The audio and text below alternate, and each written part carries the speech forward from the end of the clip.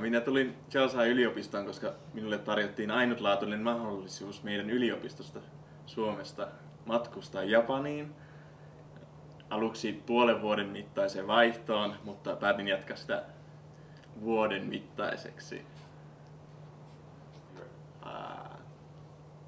Minä tykkään asua Japanissa, koska japanilaiset ihmiset ovat todella ystävällisiä ja kulttuuri on hyvin pitkäaikainen ja mielenkiintoinen verrattuna esimerkiksi Suomeen.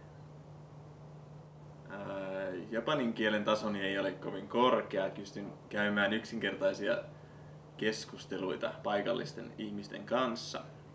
Ja olen myös osallistunut japaninkielisille oppitunneille, joissa yleensä tarvitsen opettajan avustusta tulkkaamisessa, ymmärtääkseni kaiken mitä tunnilla opetetaan.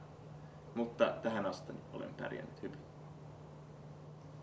Kaikista mielenkiintoisin kokemukseni Japanissa oli matkustaa itsekseni 2 viikon ajan reppumatkailijana ympäri Länsi-Japania, jossa tapasin paljon uusia ihmisiä ja tutustuin japanilaiseen kulttuuriin ja majoituin muun muassa paikallisten ihmisten asunnoissa ja olin nyt monia kokemuksia rikkaampi.